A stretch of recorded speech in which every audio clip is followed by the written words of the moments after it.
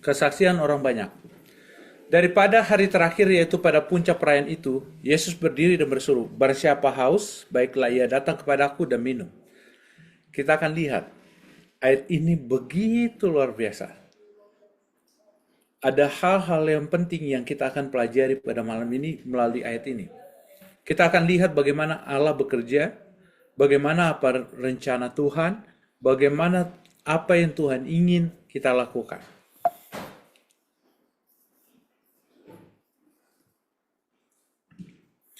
Undangan pada waktu yang tepat. Waktu pesta itu sedang berlangsung, Yesus masuk ke bait Allah, lalu mengajar di situ. Undangan pada waktu yang tepat. Pada waktu pesta, kita lihat kata ini, pesta, bait Allah, Yesus mengajar. Kenapa dikatakan waktu yang tepat? Pada saat itu banyak orang hadir.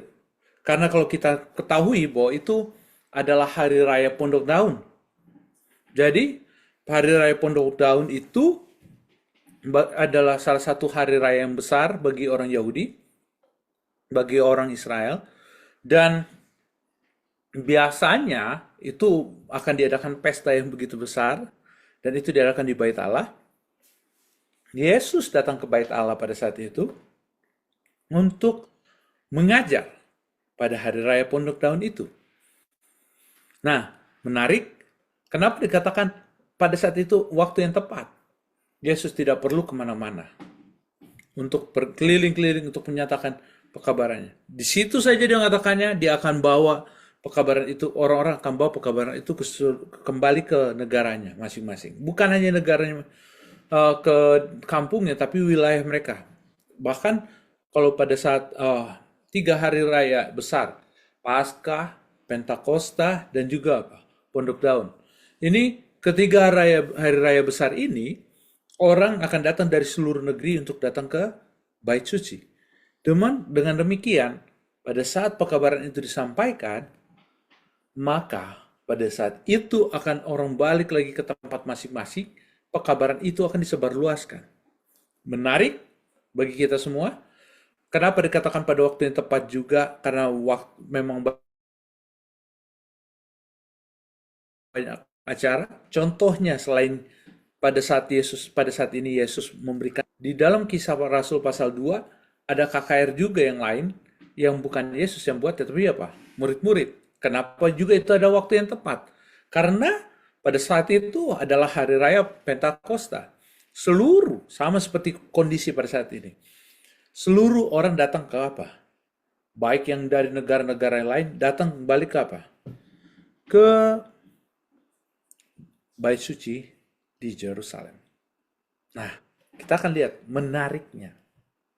Yesus sebenarnya tidak mau datang seperti menghindar dari Yerusalem. Karena apa? Waktunya belum tepat. Namun kita lihat di sini. Yohanes 3:7. Dan pada hari terakhir, yaitu pada puncak perayaan itu. Nah, pada hari terakhir, puncak perayaan itu. Pada hari terakhir, puncak perayaan itu. Jadi, Yesus hadir pada saat apa? Hari terakhir, puncak perayaan itu. Nah, di hari raya Pentakosta itu, di puncaknya itu, pada hari terakhir, Yesus hadir. Dan apa yang Yesus lakukan? Yesus berdiri dan berseru, "Barang siapa yang haus, baiklah ia datang kepadaku dan minum." Dikatakan, barang siapa yang haus, baiklah ia datang kepadaku dan minum. Jadi, pada hari terakhir, puncak perayaan itu, Yesus berdiri. Waktu yang tepat. Yesus berbicara pada saat waktu yang tepat. Seringkali kita berpikir, waktunya, kita selalu berpikir, oh kapan waktu yang tepat? Saya kemarin sambil mempersiapkan ini, saya membuka Google, saya punya ada satu berita tentang salah satu pelatih yang termasuk yang saya senangi, dulu sempat melatih di Manchester United, yaitu Mourinho. Mourinho itu dikenal dengan kata special one. Nah, Setelah seberapa lama ini dia sedang melatih satu klub di Liga Turki. Klubnya itu melawan Galatasaray. Dan pada saat itu klubnya kalah. Fans dari Galatasaray itu bikin apa namanya di TikToknya dibikin sebuah pernyataan bahwa Mourinho itu bukan special one lagi, specialus. Jadi jadi mereka pada saat itu salah satu wartawan itu coba bertanya ke Mourinho. Dia marah sama wartawan itu. Dia hanya menatap wartawan itu. Karena apa? Pada saat Mourinho kalah, dia tanya sesuatu yang enggak, yang bukan yang baik gitu. Itu waktunya tepat atau tidak? Tidak tepat. Mungkin kalau pada saat Mourinho menang dia akan jawab. Tapi pada saat itu bukan waktu yang tepat menanyakan sesuatu yang sebenarnya nggak perlu dia tanyakan seperti itu. Hal yang sama. Seringkali kita berpikir ini tepat atau tidak. Kita harus melihat semuanya. Karena pada saat waktu yang tepat, apa yang kita bawakan itu dapat menjadi sesuatu yang luar biasa. Menjadi sesuatu yang luar biasa. Contohnya pada saat Yesus. Yesus di waktu yang tepat. Dia tidak berdiri di awal. Kenapa nggak di awal? Kenapa Yesus pilih akhir? Karena kalau di awal masih banyak acara yang mereka lewati sehingga yang mereka ingat itu tidaklah pekabaran yang Yesus bawa. Tapi Yesus berdiri pada hari yang terakhir. Pada saat mereka esok hari akan pulang ke negara masing-masing, ke tempat mereka masing-masing. Dia mengatakan sesuatu yang tepat. Pada hari yang terakhir, dia berdiri. Yesus berdiri, dia mengatakan apa? Barang siapa yang haus, baiklah ia datang kepadaku dan minum. Pada hari yang terakhir, supaya semua orang tahu dan membawa pekabaran itu ke tempat mereka masing-masing. Nah, poin kedua, sudah waktu yang tepat. Cara Yesus mengundang dengan cara yang tepat juga. Kenapa? Kita lihat Yesaya 55 ayat 1. Ayo, hai semua orang yang haus, marilah dan minumlah air. Dan hai orang yang tidak mempunyai uang, marilah terimalah gandum tanpa uang pembeli, dan makanlah juga anggur dan susu tanpa bayaran. Yesus mengajak dengan apa? Sesuatu nada yang bukan dengan cara yang tepat. Dia mengajak, bukan memaksa. Allah hanya mencoba untuk mengajak, encourage, membujuk supaya kita datang. Allah tidak pernah memaksa. Allah hanya mengundang. Sama seperti dalam kitab Matius katakan. Marilah. Marilah, datanglah. Yang apa? Letih lesu. Dia mengajak. Datang padaku. Pada saat ini, Yesus melakukan hal yang sama. Yesus mengajak. Tidak memaksa, dengan cara yang baik juga. Makanya, kalau kita lihat kata-katanya, barang siapa yang haus, baiklah ia datang kepadaku dan minum. Dia tidak memaksa, dia mengajak. Ini bukan hanya sekedar bukan hanya pekabarannya yang tepat, bukan hanya pekabarannya yang baik, tetapi cara yang tepat, waktu yang tepat. Waktu yang tepat, cara yang tepat. Sehingga pada saat Yesus mengatakan ini, barang siapa haus, baiklah ia datang kepadaku dan minum. Menarik, kenapa? Bagi mereka, kenapa Yesus berkata haus? Barang siapa yang haus, baiklah ia datang kepadaku dan minum. Ini mengingat mereka apa yang dikatakan oleh kitab Yesaya tadi. Barang siapa yang haus, datang kepadaku. Kenapa? Karena itu bicara tentang, di dalam Yesaya pasal 51, itu bicara tentang keselamatan. Itu bicara tentang Mesias. Sehingga itu menjadi sebuah penarikan yang luar biasa bagi mereka. Karena Mesias bagi orang Yahudi itu sesuatu yang dinanti-nantikan. Dan pada saat Yesus berkata barang siapa haus, orang Yahudi tahu bahwa itu bicara tentang Mesias. Orang Yahudi tahu itu bicara tentang Mesias.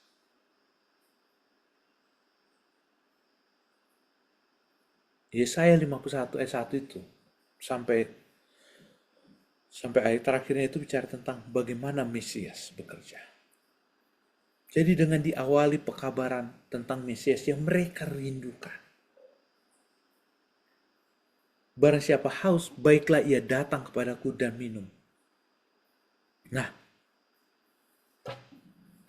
dan undangan diberikan kepada semua, enggak perseorangan, bukan diundang untuk satu golongan. Undangan diberikan kepada semua.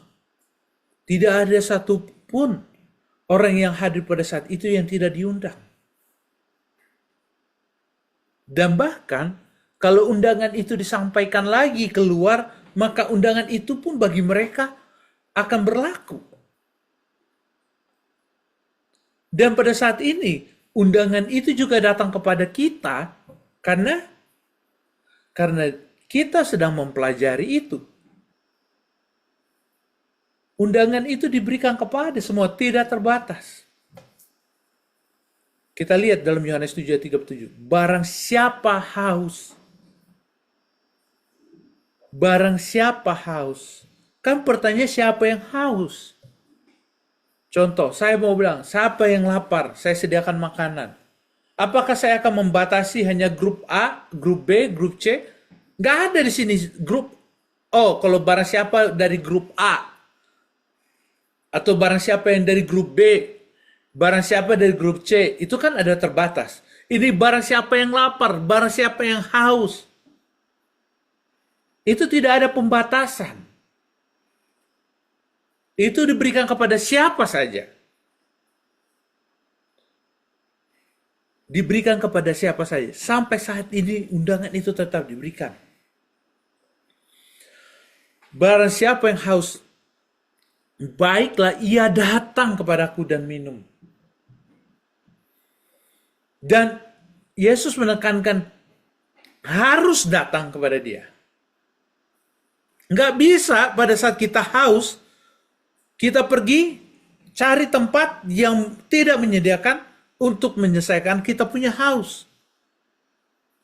Dan dalam konsep bicara tentang haus pada saat ini, orang Yahudi tahu bahwa yang dapat menyelesaikan masalah mereka yang haus itu hanyalah Mesias. Maka pada saat Yesus mengatakan, baiklah ia datang kepadaku, Yesus sedang menekankan saya adalah Mesias itu. Karena saya yang sanggup memberikan kalian minum. Karena saya yang dapat melepaskan kalian dari beban yang kalian hadapi.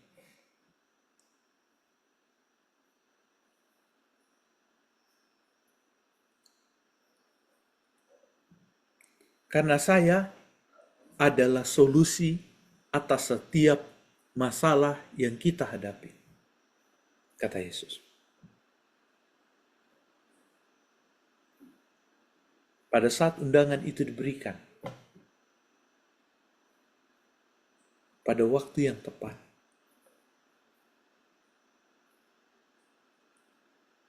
dengan cara yang tepat, maka itu akan membuat menjadi penarikan bagi semua orang.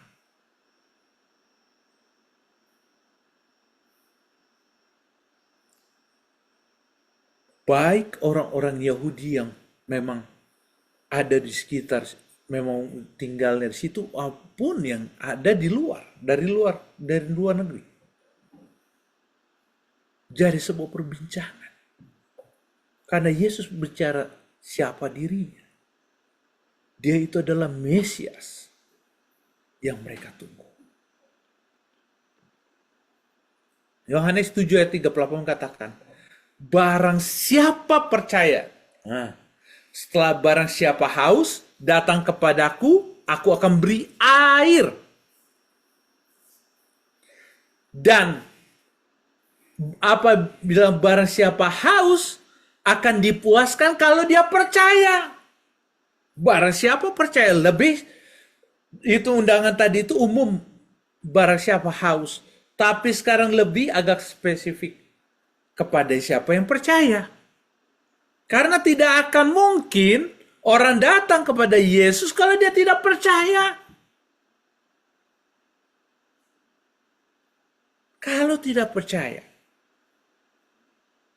Dan pada saat kita percaya, kita akan diberikan air yang sama yang dikatakan oleh Yesus kepada Nikodemus. Engkau harus lahir kembali. Karena pada saat Nikodemus lahir kembali, maka air itu akan menjadi mata air dalam kehidupannya. Air hidup akan menjadi mata air dalam kehidupannya. Hal yang sama yang pada saat Yesus katakan kepada wanita yang di sumur Yakub. Air itu akan menjadi mata air kehidupan dalam kehidupannya. Yang sama yang Yesus katakan pada orang Yahudi yang berada di bait Allah pada saat itu. Barang siapa yang percaya kepadaku, seperti yang dikatakan oleh kitab suci, dari dalam hatinya akan mengalir aliran-aliran air hidup. Artinya air itu sudah jadi mata air dalam kehidupannya. Kita dapat melihat bagaimana wanita Samaria yang berada di sumur Yakub itu menjadi mata air dalam kehidupannya. Dia dapat membawa seluruh kota untuk datang kepada Yesus. Kuncinya adalah percaya.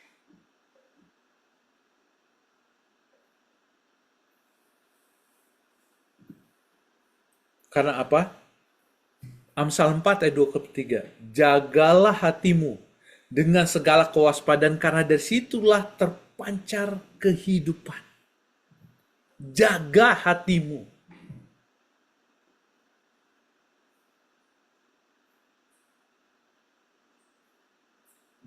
Pada saat hati kita persembahkan kepada Yesus, itulah cara kita menjaga hati kita.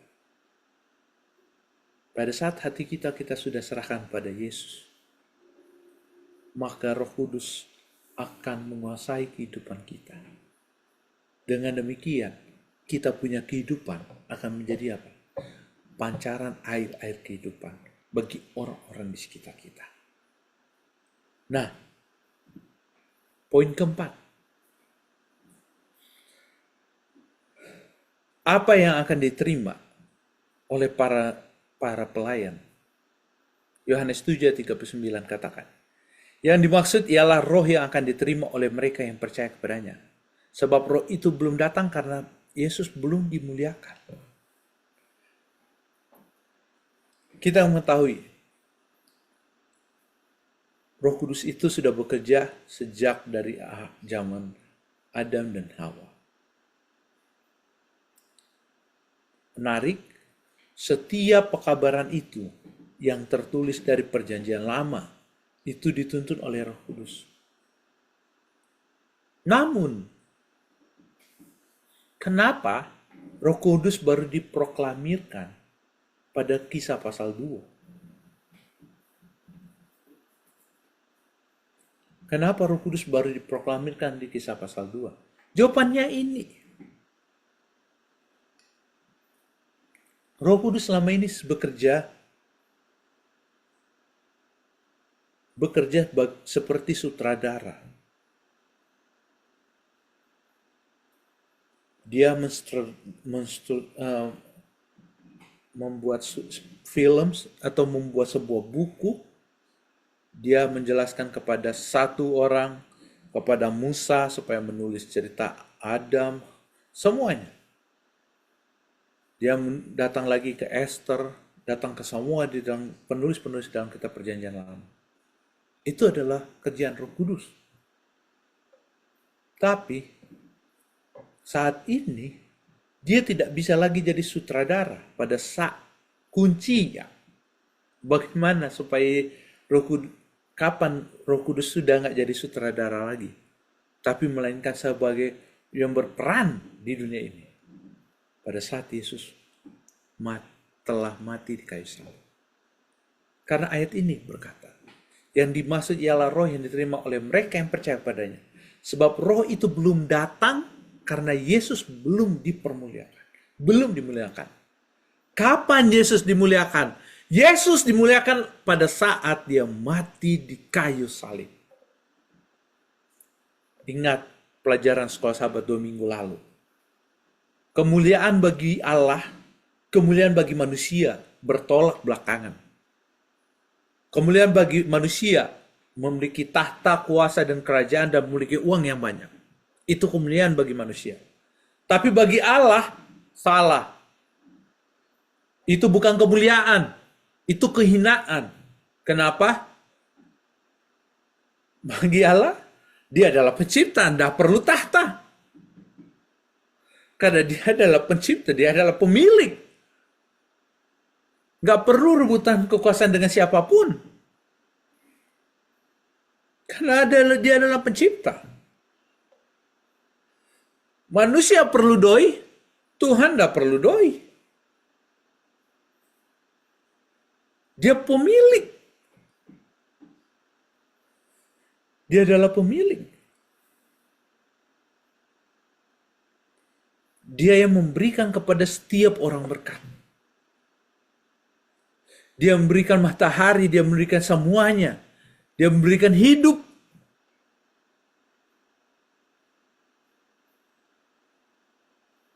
Bagaimana dengan kemuliaan itu? Kemuliaan itu adalah pengorbanan. Dan pengorbanan yang Yesus lakukan di kayu salib adalah kemuliaan. Terbalik antara Allah dengan manusia. Manusia berpikir untuk mencapai kemuliaannya diri sendiri. Dengan keegoisan, dengan kesombongan yang dia punya, dengan harta yang dia miliki. Dia ingin dipandang. Tapi Allah, Yesus, dia tinggalkan kemuliaannya sebagai Allah anak tunggal Bapa. Turun menjadi manusia, mati di kayu salib. Dan itulah kemuliaan itu. Dan pada saat Yesus dipermuliakan,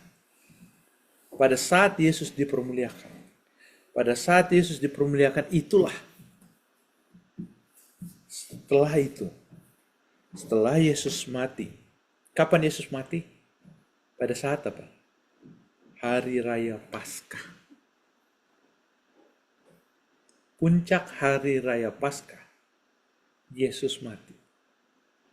Dan puncak Hari Raya Pentakosta, Roh Kudus turun.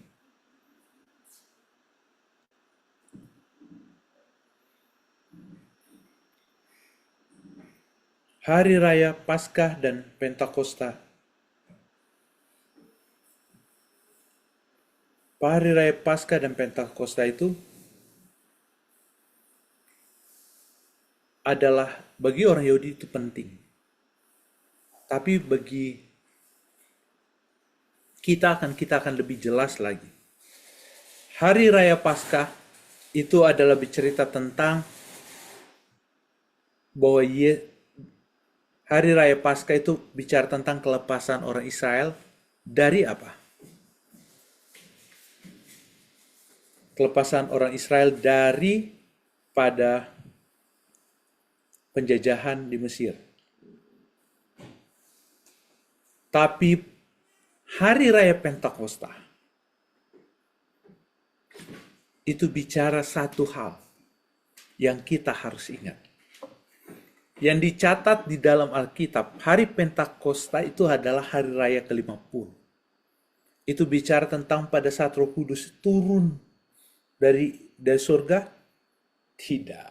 Itu di Perjanjian Baru. Bagaimana di Perjanjian Lama? Perjanjian Lama, hari raya Pentakosta itu bicara tentang hukum Allah diturunkan di Gunung Sinai. 10 hukum diturunkan di Gunung Sinai. Jadi, hari raya Pentakosta itu sangat penting, bukan hanya untuk orang Yahudi, tapi bagi kita. Nah, pada saat Perjanjian Lama, hari raya Paskah itu bercerita tentang orang Israel lepas dari tanah Mesir, dan hari Pentakosta itu bicara tentang 10 hukum diturunkan di Gunung Sinai. Maka pada Perjanjian Baru, hari raya Paskah bicara tentang Yesus melepaskan kita daripada dosa-dosa kita. Dan bicara hari raya Pentakosta itu bicara tentang apa? Tentang Roh Kudus turun dari surga. Bukan meniadakan hukum Allah, tapi meneguhkannya. Kenapa dia meneguhkannya? 10 hukum diturunkan dari surga itu adalah karakter Allah. 10 hukum itu tidak bisa berubah. Kalau 10 hukum berubah, maka yang berubah itu adalah apa?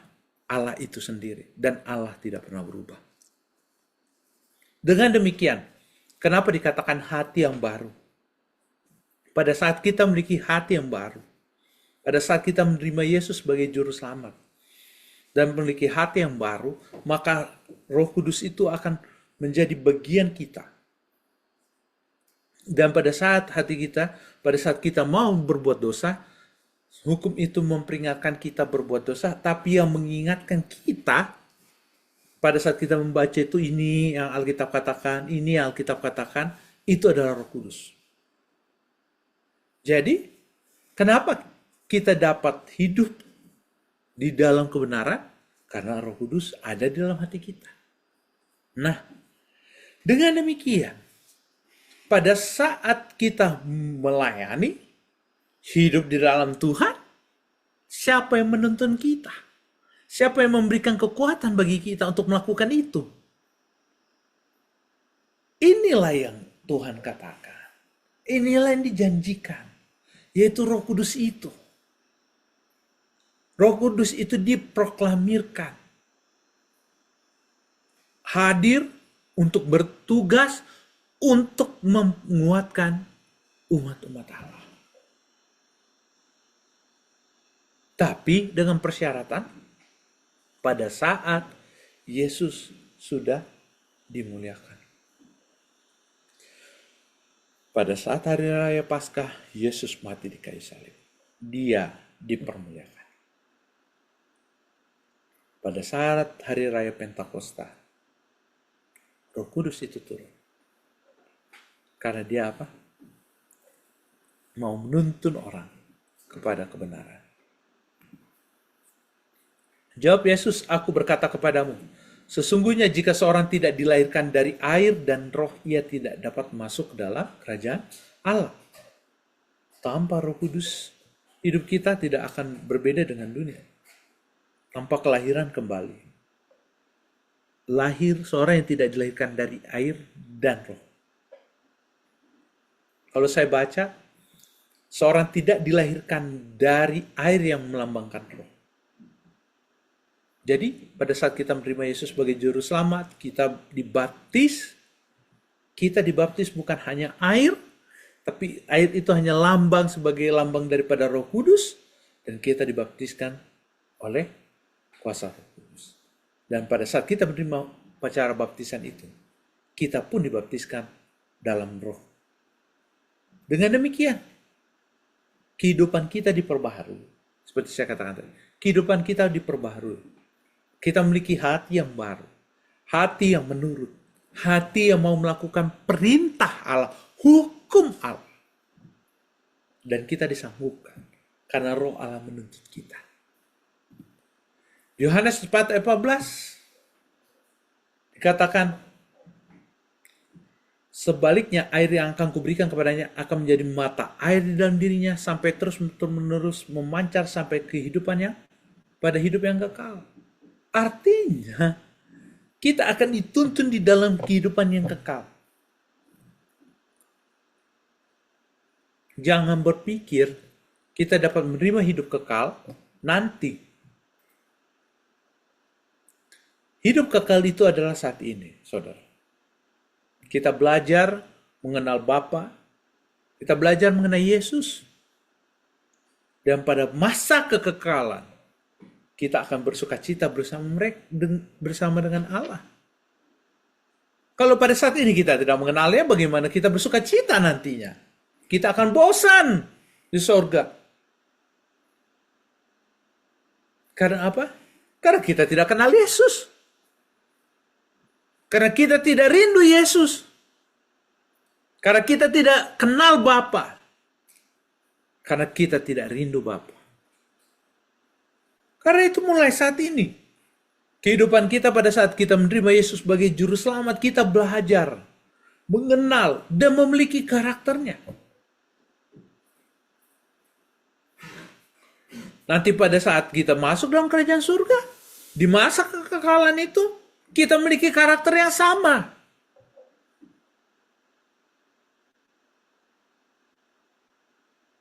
Kita memiliki karakter yang sama. Itu karakter Yesus.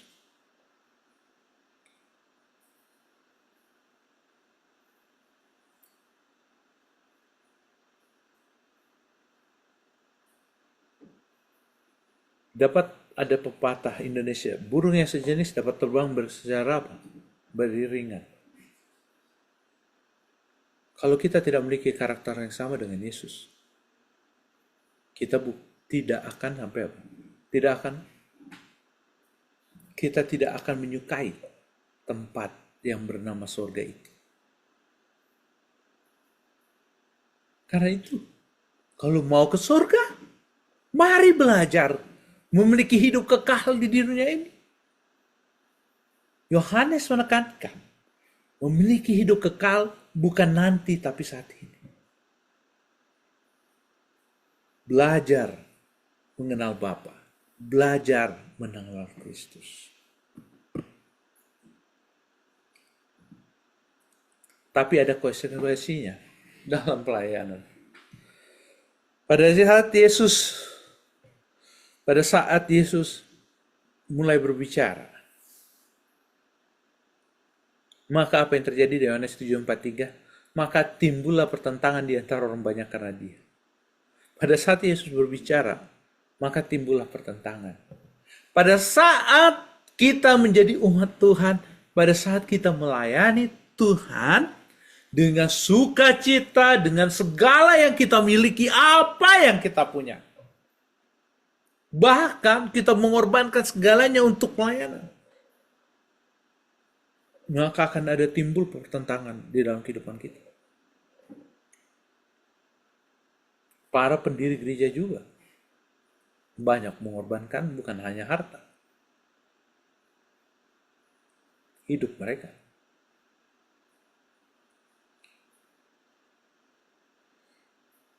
Salah satu pendiri gereja Masa Advent ke-7 yang saya kagumi adalah Kapten Bates.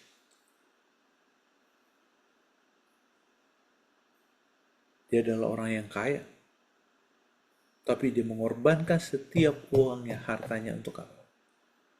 Untuk pekerjaan Tuhan. Apa yang terjadi? Banyak yang menentang dia. Banyak pertentangan di dalam kehidupannya.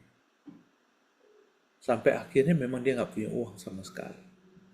Tapi apakah Allah membiarkan Kapten Bates untuk tidak makan? Tidak. Tuhan kirim uang untuk dia. Pada saat itu masih $10 itu sangat berharga. dapat dikatakan $10 pada saat itu sama dengan $1.000 pada saat ini.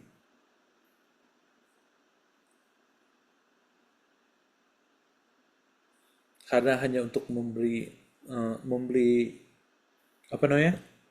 Membeli tepung aja itu untuk membuat roti itu masih 25 sen. 25 sen pada saat itu. Bayangkan dikirimkan 10 orang, orang mengirimkan $10 pada dia. Kalau sekarang kalau dengan $10, kecil. Tapi itulah yang dia hadapi. Konsekuensi dalam pelayanan. Dan ini Yesus tahu. Makanya pada saat dia berbicara, dia sudah siapkan waktu yang tepat. Di akhir, bukan di awal. Karena dia tahu pada saat dia berbicara, akan ada timbul apa? Pertentangan. Pertentangan yang bagaimana? Berapa orang di antara banyak mendengar perkataan itu dan berkata dia itu benar-benar nabi yang akan datang. Pertentangan seperti apa? Pertentangan yang kadang-kadang menyenangkan kalau kita dengar. Kenapa? Karena orang itu mengatakan kepada istilahnya dia ini adalah nabi. Nah, suatu sisi pada saat dia mengatakan dia sebagai nabi, masih oke. Tapi ada sisi yang lain. Mengatakan, iya ini Mesias. Karena kan tuh kabaran Yesus itu adalah Mesias. Bicara tentang dirinya adalah Mesias. Kalau kita membaca, kalau kita melihat saat ini kita kurang mengerti. Kenapa kurang mengerti? Kalau kita baca ayat tadi itu, kita kurang mengerti kalau hanya asal baca begitu. Tapi kenapa kita dapat mengerti bahwa ini Yesus bicara tentang Mesias? Karena latar belakang yang apa Yesus katakan itu adalah Yesaya 51. Dan itu bicara tentang Mesias. Jadi bagi orang Yahudi itu sangat penting. Makanya yang lain berkata, iya ini Mesias. Yang satu katakan Nabi yang akan datang, yang satu bilang Mesias. Mendengar ada yang bilang memuji bahwa Yesus itu adalah Nabi yang akan datang. Mendengar yang satu mengatakan ini Mesias, mulai ada perkontra di sana. Kenapa? Ada yang mulai berbicara, bukankah Mesias tidak datang dari Galilea? Karena kitab suci mengatakan bahwa Mesias berasal dari keturunan Daud dan dari kampung Bethlehem, tempat Daud dahulu tinggal. Yang hadir di situ belum tentu semua tahu bahwa Yesus lahir di Bethlehem. Kalau mereka tahu Yesus lahir di Bethlehem, Yesus berasal dari Bethlehem dari keturunan Daud. Bukan hanya dari istrinya, bahkan dua-duanya. Jadi, Yusuf dan Maria, kedua-duanya keturunan Daud. Bayangkan begitu murninya, istilahnya dapat katakan keturunan Daud dua-duanya. Lahir di Bethlehem. Kalau mereka tahu, sayangnya mereka tidak tahu. Kita memang enak saat ini. Karena kita bisa tahu silsilah Yesus.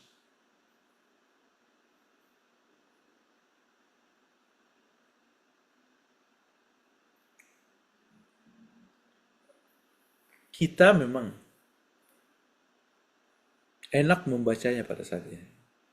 Karena kita tahu Yesus di Matius 2 dilahirkan di kota Bethlehem.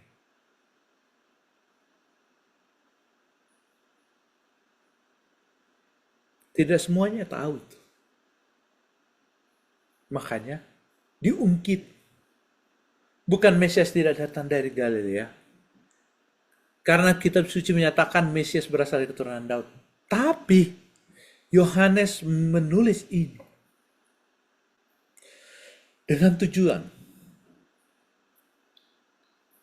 supaya kita tahu, yakin Yesus adalah Mesias. Yesus adalah Mesias. Walaupun dengan pertentangan yang begitu besar. Dan pada kondisi itu, ada yang memuji dia jadi nabi, ada yang memuji dia jadi Mesias, ada yang membenci dia, menolak dia, dan ada yang lebih parah pada saat itu.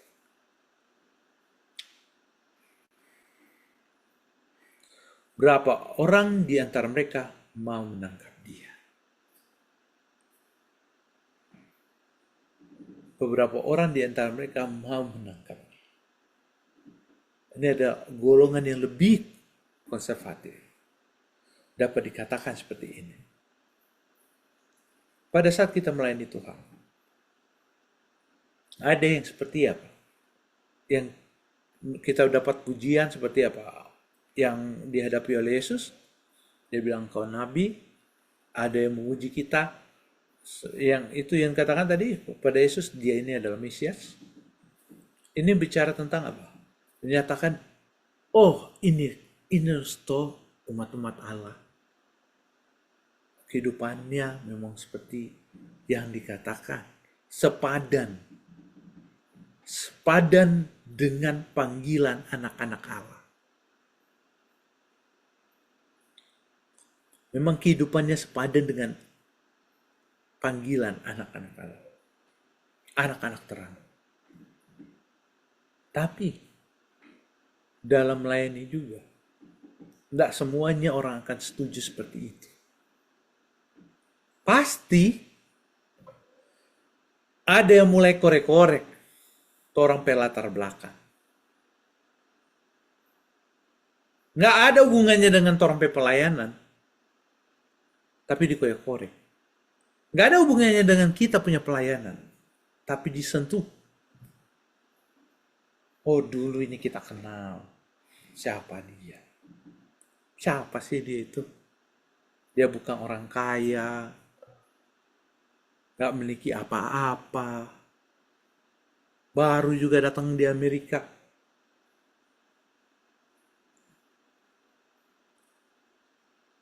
Baru aja begini. Mau usah didengarin dia. Sering kita seperti itu. Apa DP sekolah? Seperti begitu, no? Apa DP sekolah? Bukan seperti itu. Nah, itulah pelayan. Itulah yang terjadi. Kita akan hadapi yang seperti itu. Tapi ada yang lebih parah lagi yang kita akan hadapi. Akan ada ancaman. Ancaman. Tapi apakah mereka dapat menyentuh Yesus pada saat itu? Lihat. Beberapa orang di antara mereka mau menangkap dia. Yang pada saat itu adalah pemimpin di Bait Suci. Tapi menariknya, saya tidak taruh di sini, ada pembela. Pada saat itu yang membela adalah Nikodemus untuk Yesus. Di sini katakan, tetapi tidak seorang pun yang berani menyentuhnya. Tidak ada seorang pun yang berani menyentuhnya. Saudara, pada saat kita menghadapi kondisi yang seperti ini, menerima pujian, penolakan, bahkan ancaman, ketiga kondisi ini akan muncul bersama-samaan pada saat kita melayani Tuhan. Tapi ingat, jangan pernah mundur, jangan pernah takut. Sebagaimana ini yang dihadapi Yesus, ini juga yang kita harus hadapi. Ingat, banyak yang mengaku, banyak juga yang menolak, tidak sedikit yang akan mengancam. Untuk kenyamanan kita, ingat, kita punya Tuhan. Kata ini sangat menguatkan. tetapi tidak ada seorang pun yang berani menyentuhnya. Kenapa? Kenapa? Jawabannya adalah karena Yesus pada saat itu belum menyelesaikan dia punya tugas. Belum waktunya.